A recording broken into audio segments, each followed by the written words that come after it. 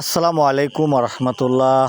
দর্শক, আপনারা দেখতে পাচ্ছেন গোপালপুর ৩ নং ওয়ার্ডের ইউপি সদস্য জনাব হারেস প্রামাণিকের নেতৃত্বে একটি রাজপথে আমরা একটি শোডাউন দেখতে পাচ্ছি। আপনারা যেমনটি দেখতে পাচ্ছেন যে এই রাজপথে শোডাউনটি রয়েছে। আমরা জানতে পেরেছি রামনগর ইউনিয়নের আগামী দিনের চেয়ারম্যান পদপ্রার্থী এই হারেস মেম্বার।